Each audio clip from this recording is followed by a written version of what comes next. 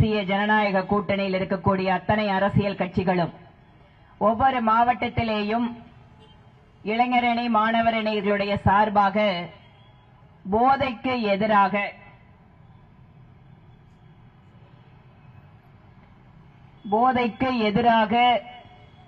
போதைப் பொருட்களை தமிழகத்தில் தாராளமயமாக்கி இருக்கின்ற இளைஞர்களுடைய வருங்காலத்தை பற்றி கவலைப்படாத திராவிட மாடல் திமுக அரசை கண்டித்து ஒவ்வொரு மாவட்டத்திலேயும் இன்று ஆர்ப்பாட்டத்தை நடத்திக் கொண்டிருக்கிறார்கள்.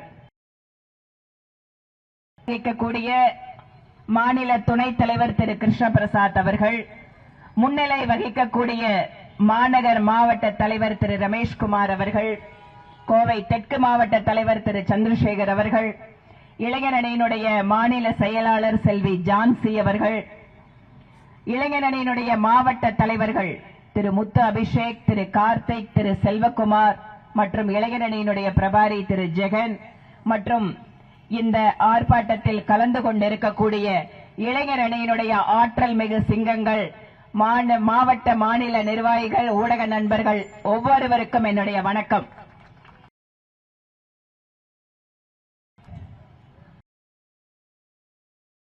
என்று கேட்கின்ற பொழுது,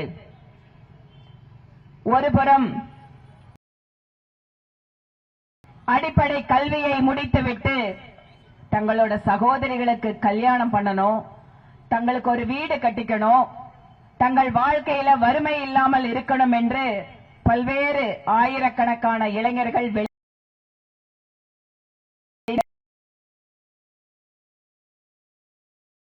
நாடுகள் என்று இந்த மாதிரி நாடுகளுக்கு செல்கிறார்கள். இன்னொரு புறம் நன்றாக படித்து தங்களுடைய திறமையால் உழைப்பால், குறிப்பாக தகவல் தொழில்நுட்ப அறிவின் காரணமாக பல்வேறு மேற்கத்திய நாடுகளில், ஐரோப்பிய சமுதாயத்தில் பார்த்தீர்கள் என்றால் வசதி படைத்திருக்கின்ற சமூகத்தை சார்ந்த இளைஞர்கள் தங்களுக்கான நல்ல கல்வி, அதற்கான வாய்ப்புகள் என்று புதிதான முன்னேற்றத்தை உலகம் முழுவதும் நிரூபித்துக் கொண்டிருக்கிறார்கள். ஆனால் எந்த ஏழை மக்களுடைய வாழ்க்கை மாற வேண்டுமோ, எந்த ஏழை மக்கள் குடும்பத்திலிருந்து வருகின்ற இளைஞனுக்கு ஒரு நல்ல எதிர்காலம் அமைக்கப்பட வேண்டுமோ, எந்த இளைஞர்கள் நாட்டினுடைய வருங்காலத்தை அடுத்த நிலைக்கு எடுத்துச் செல்வார்களோ, அந்த மாதிரி இருக்கக்கூடிய பொருளாதாரத்தில் தான் இன்று அதிகமாக இந்த போதை பழக்கத்திற்கு அடிமையாகிக் கொண்டிருக்கிறார்கள். திராவிட மாடல் அரசை பற்றி சொல்கின்ற பொழுது தங்களுக்கு தாங்களே பெருமை அடித்துக் கொள்கிறார்கள். இந்தியாவிலேயே முதன்மை மாநிலம். இந்தியாவில் முதன்மை மாநிலம் எதில் முதன்மை? இந்தியாவில் எந்த மாநிலத்திலும் வாங்காத அளவிற்கு அதிகமாக கடன் வாங்கி இருப்பது தமிழகத்தில் இருக்கக்கூடிய திமுக அரசு. இந்தியாவில் எந்த மாநிலத்திலும் இல்லாத அளவிற்கு அதிகமாக போதை பொருட்களுடைய பழக்கத்தை, நடமாட்டத்தை அனுமதிக்க வைத்திருப்பது இந்த திமுக அரசு. ஒவ்வொரு வீட்டிலேயும் அந்த வீட்டில் பிறக்கின்ற குழந்தைகள் அவர்கள் வளர்ச்சியின் அடையாளம் மட்டுமல்ல, எதிர்காலத்தினுடைய நம்பிக்கை. ஆனால் திராவிட முன்னேற்ற கழகத்தினுடைய அரசு லஞ்சத்தின் காரணமாக இருப்பதன் காரணமாக இன்று ஒவ்வொரு இளைஞர் கையிலேயும் கிடைக்கக்கூடிய போதைக்கான பாட்டில் என்பதும், செயற்கை போதைப் பொருட்கள் சொல்லப்படுகின்ற மெத்தாபெட்டமைன், ஹெராயின், இந்த மாதிரியான போதைப் பொருட்கள் என்பதும் கை கெட்டும் தூரத்தில் இந்த தமிழக அரசு அனுமதித்திருக்கிறது. இங்க எனக்கு முன்னால பேசும்போது தம்பிங்க எல்லாம் ஏதோ வீரானாங்க, நெப்போலியன் நாங்க, அதுக்கப்புறம் நான் அதுக்கெல்லாம் தேடி தெரிஞ்சுக்கிறேன். நம்ம வீட்டில் இருக்கிற குழந்தைங்களுக்கெல்லாம் அந்த பழக்கம் இருக்காது, நம்ம கட்சிக்காரங்களுக்கு அது இருக்காது.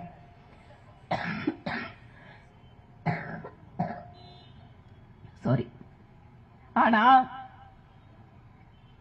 இந்த மாதிரி டாஸ்மாக் கடைகளை திறந்து வச்சு நடுத்தர வயதில் இருக்கிறவங்க எல்லாம் சம்பாதிக்கின்ற சம்பாத்தியத்தை முழுமையாக பறித்துக் கொண்டிருக்கின்ற அரசு இன்றைக்கு தெருவுக்கு தெரு, குடியிருப்பு பகுதிகள், வணிக பகுதிகள், எல்லா இடத்திலையும் FL 2, 11 to 11 பார், பெண்களுக்கு தனி பார். இதெல்லாம் இந்தியாவிலேயே எங்கேயும் இல்லைங்க. திமுக அரசு தமிழகத்தை வித்தியாசமான மாநிலமாக்கி இருக்கோன்னு சொல்றாங்களே, முதன்மையான மாநிலம் டாஸ்மாக் விற்பனையில். இதுதான் இவர்கள் சாதனை. இன்று இருக்கின்ற ஒவ்வொரு இளைஞர்களும் உங்க வீட்டுக்கு நீங்க திரும்பி போகும்போது அம்மாவும் அப்பாவும் உங்களை எதிர்பார்க்கிறது என்ன?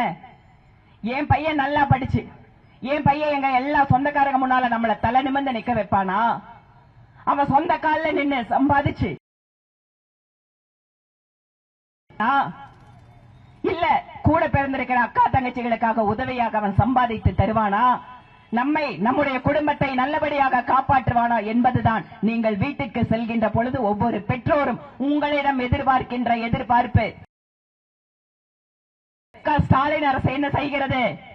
தங்கள் கட்சி நிர்வாகிகள், அமைச்சர்கள், அமைச்சருக்கு கூட ஃப்ரெண்டா இருக்கிறவன், கூட செல்ஃபி எடுத்துக்கிறவன், இவங்க எல்லாரும் எதுல பாத்தீங்கன்னா போதைப் பொருள் விற்பனை, அது எவ்வளவு சர்வதேச அளவிலே. இங்க வந்து தம்பி ஒருத்தர் சொன்னாரு, ஜாஃபர் ஷெரீப் சினிமா பினான்சியர், முதல் குடும்பத்திற்கு நெருக்கமான முகம், ஆனால் ஆயிரக்கணக்கான இளைஞர்களுடைய வாழ்க்கையை அழிக்கின்ற போதைப் பொருள் சப்ளையில் மிக முக்கியமான கண்ணி. இந்த மாதிரி நூற்றுக்கணக்கான நபர்கள், கடலோர மாவட்டங்கள், கடலோர எல்லை இருக்கின்ற மாநிலம் நம் மாநிலம். எந்த விதமான எல்லையினுடைய கண்காணிப்பும் கட்டுப்பாடும் எதுவும் கிடையாது. கேட்டா குஜராத்ல இருந்து வருதுங்கிறாரு ஒரு அமைச்சர். தங்களுடைய பொறுப்பின்மையை, தங்களுடைய இயலாத தன்மையை பேசுவதற்காக வேறோ யாரு ஒருத்தர் மேல பழி போட்டு தங்கள் மாநிலத்தில் இருக்கின்ற இளைஞர்களுடைய வாழ்க்கையோடு விளையாடி கொண்டிருப்பது இந்த திமுக அரசு. 5 வருட காலம் நிறைவு செய்திருக்கிறார்கள். பதிவு செய்யப்பட்டிருக்கின்ற கஞ்சா வழக்குகள் 3 மடங்கு அதிகமாயிருக்கிறது. புதிதாக பயன்படுத்துகின்ற போதைப் பொருட்களுடைய வழக்குகள் 10 மடங்கு அதிகமாயிருக்கிறது. இன்று ஒவ்வொரு வீட்டிலேயும் தெருவிலேயும் இருக்கக்கூடிய இளைஞன் வீட்டுக்கு வரும்போது அந்த தாய் பதைபதைப்போடு அவன் பக்கத்திலே வருகின்ற பொழுது ஏதாவது வாசனை வருகின்றதா என்று பார்க்கக்கூடிய சூழ்நிலையை இந்த திமுக அரசு ஏற்படுத்திக் கொண்டிருக்கிறது. பையன் லேட்டா, ஒரு காலத்துல பெண்கள் லேட்டா வந்தால் பெற்றோர்கள் கவலைப்பட்டார்கள். இன்னைக்கு பையன் லேட்டா வந்தா கூட ஏதாவது பழக்கத்துக்கு போயிருவானோ அப்படின்னு பதைபதைப்போடு பெண்கள் இன்று தமிழகத்தில் இருந்து கொண்டிருக்கிறார்கள் என்றால் இதற்கு ஒரே காரணம் இயலாத, தோல்வியடைந்த இந்த திமுக அரசுதான் என்பதை நாம் மக்களிடம் எடுத்துச் செல்ல வேண்டும்.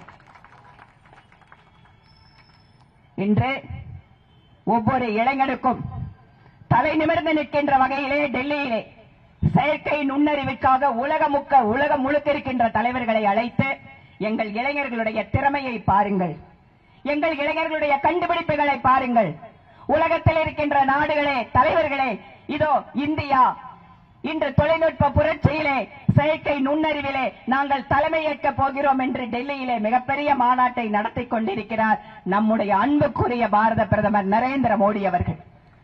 ஆனால் ராகுல் காந்தியோட காங்கிரஸ், பேரு ராகுல் காந்தி, இளைஞர் தலைவர், என்னைக்காவது இளைஞர்களுக்கு நல்ல வழி காட்டின தலைவர் அவர் இருந்தாரா? தன்னுடைய தனிப்பட்ட வாழ்க்கையிலேயும் சரி, ஒரு கட்சியினுடைய தலைவனாகவும் சரி, நாட்டினுடைய இளைஞர்களுக்கு எந்த விதத்திலேயும் நல்ல செயல்களை செய்யாத, நல்ல வழியை காட்டாத ஒரு காங்கிரஸ் தலைவர் இன்று நடக்கின்ற சர்வதேச நாடுகள் பார்ட்டிசிபேட் பண்ணக்கூடிய ஒரு ஏஐ சம்மிட்ல போய் இளைஞர் காங்கிரஸை வைத்து நம்முடைய இந்தியாவினுடைய மரியாதையை சீர்குலைக்க பார்த்திருக்கிறார். 20 பசங்க சட்டை இல்லாம போய் நம்ம டெல்லியில நடக்கின்ற இந்த இன்டர்நேஷனல் லெவல் இருக்கக்கூடிய ஏஐ சம்மிட்ல இந்தியாவினுடைய மரியாதையை குறைக்க வேண்டும் என்பதற்காக இந்த காங்கிரஸ்காரர்கள் இவ்வளவு பெரிய ஒரு துரோகத்தை செய்து கொண்டிருக்கிறார்கள். அன்புக்குரிய இளைஞர்களே, தலை நிமிர்ந்த என்னுடைய நாட்டின் இளைய குடிமகன், நாம் நடக்க வேண்டும் என்று நினைக்கின்ற நரேந்திர மோடி அவர்கள் இளைஞர்களுடைய காவலனா, அல்லது சர்வதேச அரங்கிலே இந்தியாவை பற்றி, இந்தியாவினுடைய மரியாதையை குறைக்கின்ற விதமாக நடந்து கொள்கின்ற காங்கிரஸ் கட்சியினுடைய தலைவர்களா? யோசித்து பாருங்கள். தலை நிமிர வேண்டும் என்று நினைப்பவர் நரேந்திர மோடி அவர்கள், போதையிலே தலையை குனிய வைத்திருப்பது ஸ்டாலின் அவர்கள். இதை நாம் புரிந்து கொள்ள வேண்டும்.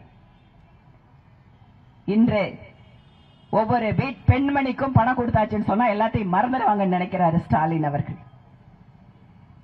குடும்ப வன்முறையிலே முதலிடம், பெண்களுக்கு எதிரான குற்றத்திலே முதலிடம், குழந்தைகளுக்கு எதிரான குற்றங்களில் முதலிடம் தமிழ்நாடு. இதெல்லாம் தான் திராவிட மாடல் அரசினுடைய சாதனைகள். இன்று ஒவ்வொரு பெற்றோரும் ஒவ்வொரு பெண்மணியும் துடித்துக் கொண்டிருக்கிறார்கள். ஒருபுறம் வீட்டை விட்டு வெளியில போக முடியல, பெண் குழந்தைகளை கல்லூரிக்கு அனுப்ப முடியல, பெண் பிள்ளைகளை வேலைக்கு அனுப்ப முடியவில்லை. ஏனென்றால் அவர்கள் பத்திரமாக திரும்பி வருவார்களா என்பது தெரியவில்லை. வீட்டினுடைய ஆண் குழந்தைகள் கல்லூரிக்கு போனாலும் வேலைக்கு போனா அவனுக்கு வேற மாதிரி பழக்கம் வருகிறது. டாஸ்மாக், கார்ப்பரேட் பார்ட்டி, இன்னொரு பக்கம் பள்ளி மாணவர்களுக்கு கையிலே கிடைக்கக்கூடிய கஞ்சா, போதை பவுடர். ஆக ஒட்டுமொத்தமாக தமிழகத்தினுடைய வீழ்ச்சிக்கு காரணமாக இருக்கின்ற இந்த ஸ்டாலின் அரசை நாம் விரட்ட வேண்டும் என்ற முடிவோடு இளைஞர்கள் இருக்க வேண்டும். அன்புக்குரிய என்னுடைய இளைஞர் சகோதரர்களே, ஒன்றை யோசித்து பாருங்கள். இளைஞர்களுடைய கையில் தான் இந்த நாட்டின் முன்னேற்றம் இருக்கிறது, வருங்காலம் இருக்கிறது. ஆனால் யோசித்து முடிவெடுக்க வேண்டியது நீங்கள். இன்று புதிதாக நடிகர்கள் வருகிறார்கள், கட்சியினுடைய தலைவர்கள் இருக்கிறார்கள், சினிமாவில் இருந்தும் வருகிறார்கள், வெளியில் இருந்தும் வருகிறார்கள். உங்களை வழிநடத்த போவது யார் என்பதை தீர்மானிப்பதில் நீங்கள் உங்களுடைய அறிவை பயன்படுத்துங்கள். கேளிக்கை என்பது வேறு, தலைவனை ரசிப்பது என்பது வேறு, சினிமாவில் ஒரு கதாநாயகனை ரசிப்பது என்பது வேறு. உங்கள் வருங்காலத்திற்கு யார் முடிவெடுக்க போகிறார்கள் என்கின்ற தெளிவு உங்களிடம் இருக்க வேண்டும். இந்த தெளிவு தமிழகத்தினுடைய இளைஞர்களுக்கு நிச்சயமாக வேண்டும். ஏனென்றால் செயல்படுத்தப்படக்கூடிய திட்டங்கள் ஒரு கையெழுத்து கோடிக்கணக்கான இளைஞர்களுடைய வாழ்க்கையை மேம்படுத்தும். 2014 இதுவரை இல்லாத ஒரு அமைச்சகத்தை நரேந்திர மோடி அவர்கள் உருவாக்கினார், ஸ்கில் டெவலப்மெண்ட் மினிஸ்ட்ரி. எதற்காக உருவாக்கினார்? இன்று உலக நாடுகளிலேயே இளைய சமுதாயம் அதிகமாக இருக்கின்ற நாடு இந்தியா. இன்று உலகத்தில் யங்கஸ்ட் நேஷன் அப்படின்னா நம்ம இந்தியா தாங்க யங்கஸ்ட் நேஷன். ஏனென்றால் அதிகமான மக்கள் தொகை நாம் இளைஞர்களை வைத்திருக்கிறோம். அடுத்த 10 ஆண்டுகளில் இந்திய இளைஞர்கள் இல்லாத நாடுகளே இல்லை என்று சொல்லக்கூடிய அளவுக்கு நிலைமை மாறப்போகிறது. நம்முடைய இளைஞர்களுக்கு திறனை கொடுக்க வேண்டும். எந்த மாதிரி அவனுக்கு ஆர்வம் இருக்கிறதோ அதில் கற்றுக் கொடுக்க வேண்டும். இவர்கள் இந்திய இளைஞர்கள் நாளை உலகை ஆள வேண்டும் என்று நம்முடைய மோடி அவர்கள் நினைக்கிறார்.